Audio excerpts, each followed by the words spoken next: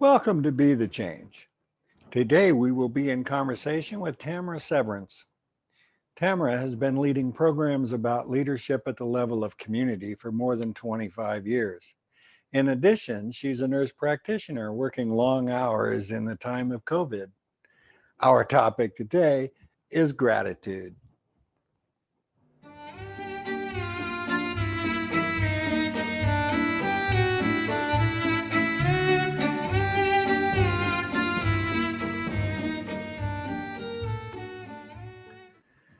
So welcome, Tamara. Glad to have you here on Thanks, the Glenn. channel.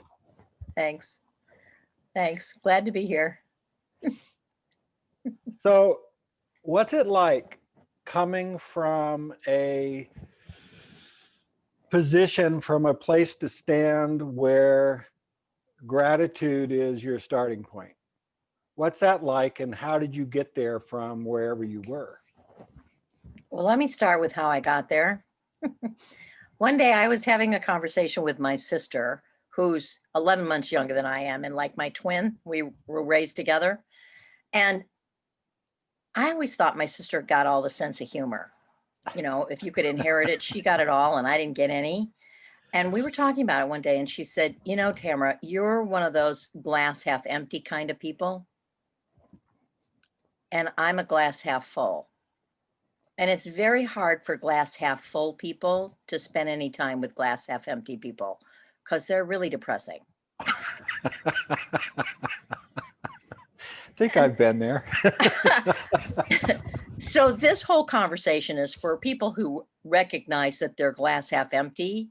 You're not stuck with that. You know, it may be, I don't know, a personality trait, or I don't know what we want to call that. But at the end of that conversation, I was really deeply disturbed and didn't know exactly what to do, and thanked her for all her generosity in spending time with me while we were growing up, when she probably really would rather not have. And she said, "You're welcome," which made it even worse. so I started to explore this, what is this glass half empty thing? And in my travels, I found that there's actually a practice that one can take on, that opens up a space of gratitude.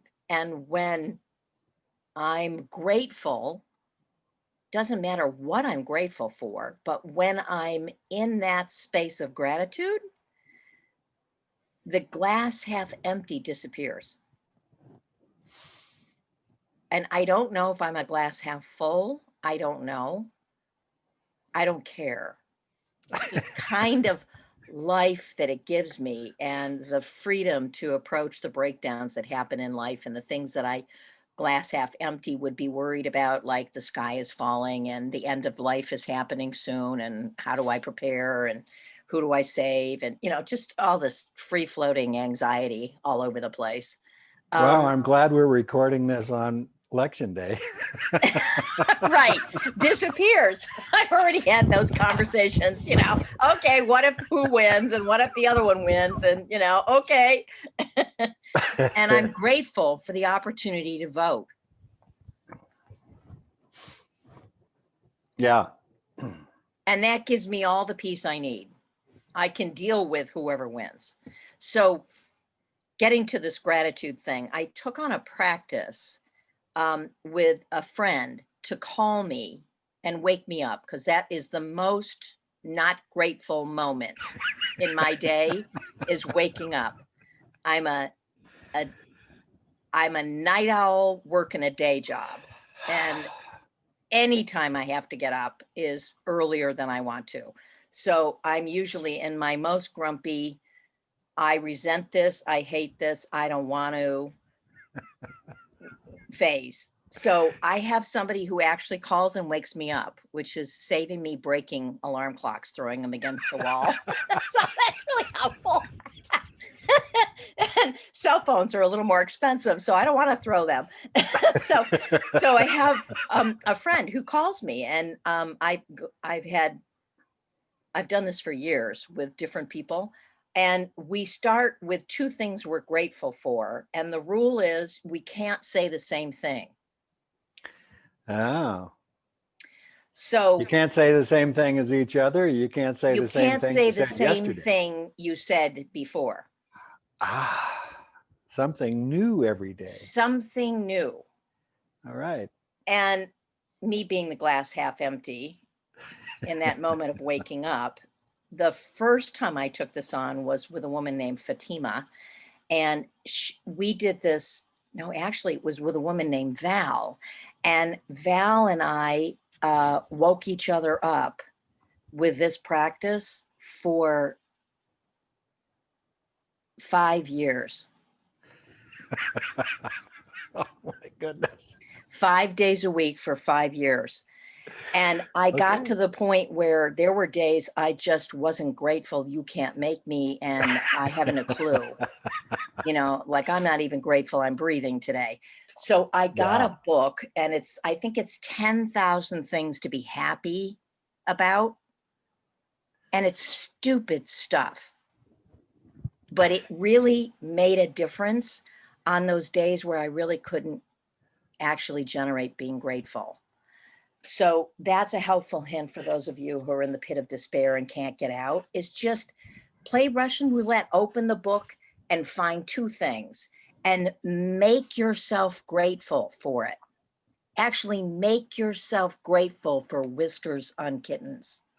I hate cats. Why would I be happy about whiskers? Well, they're actually pretty cool. I'm going Yeah, to I search can out get that book and see if I grateful. can search out that book, see if I can put a link to it in the description on this video. 10,000 things to be happy for. It might be 100,000. I can't remember, but it's a big, thick, small book, big and thick, Okay. full lines and lines, and just, you know, do. You know, when you live in the winter and you wake up and the house is warm and it's cold outside and you have all those little patterns on your window. I don't know what you call that. Icicles, not really icicles, but like that window Frost patterns on the frosting. window. Yeah, frost. Yeah. And part Spoken of, like a true New Yorker. yeah, you know, that stuff before it melts and it sparkles and the sun sparkles. The other thing I think that really happens with this practice of being grateful, two things to be grateful for each day, is it has me get present. So speak a little about what that means. Well, mostly I live in my head talking to myself, you know, that conversation that goes on all the time. Yeah. And I listen to it a lot. Yeah. And it's really boring. Yeah. It's really bad, really boring. So when I put my attention on actually trying to find something I'm grateful for 2 minutes after waking up, my attention is not on the stuff in my head. My attention, all that, it's out looking around at what is there that I really am actually grateful that I have, or that's available, or it's there to be appreciated. And over the 7 to 8, maybe 8 years of this practice with various people, it's a lot easier. And we're grateful for all sorts of stuff. Like today, I was grateful for the training that I've had to become a person who loves people. Just pours love out at everybody. And really, how I grew up was somebody who really resented people, hated people, and really would rather be alone. Yeah. You and So, I are the same about yes, this. yes. And so that I have developed myself to be somebody who really is present to my love for people and just pouring it out. I mean, I used to think that I would use it up, you know, I just had a Yes. certain amount. No, And I'm so grateful today, present to my gratitude of the training that I've had and the experience that I've had that have allowed me to get my hate aside, my automatic, you're a human being, you're breathing, you should die, out of the way. You're in my way, you will disappoint me, all that stuff out of the way so I can really appreciate people. So that was the long-winded gratitude, but that's what I was grateful for today. And the second thing I was grateful for was the opportunity to vote. It's the 100-year anniversary of women's right to vote. Yes. And I don't know if the guy I voted for is going to win or not. I don't know. And I'm very grateful for the freedom to vote. Yeah, there's something to be said for that. And it's a state change when you can actually generate and create gratitude. And I don't care if it's for whiskers on kittens or it's for coffee as soon as you can get it, or it's for the people in your life. Yeah, yeah, I can identify with all of that. The being present, it reminds me of the stuff we used to say in the 70s, be here now, Yeah. right? Yeah. Be right here now with what's happening right now, and Yeah. stop thinking that yesterday was a problem, so today will be also. Yes. All that stuff we think in our head. Yeah. Yeah. Which is just, and I really didn't know that there was another way to be. Right. Other than listening to what's going on in my head and trying to deal with it, which is hopeless. So that may be the origin of, I don't know, my personality. I don't know. I don't know how it came to get together. I know there were certain things that happened in my life that got me pretty pessimistic and not trusting people. But a lot of stuff happened to my sister too, and she didn't take that on. No. So who knows? Well, I think there's some fundamental, really fundamental pieces of personality that's more or less genetic. But most of the way that we react to the world is really based on the superstitions that we've inherited or created over our lifetime. Mhm.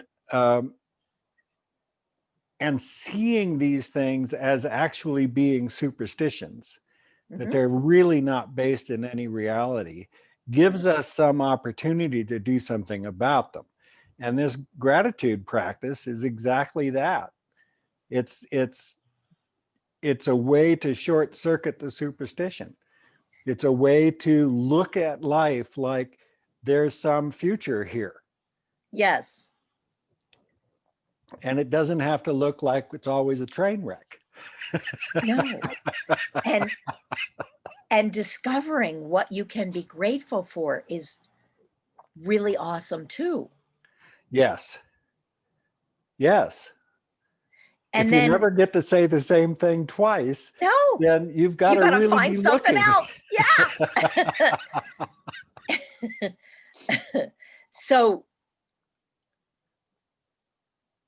the whole process is really great, and Yeah. it sets the mood for the day. And you're living inside a space of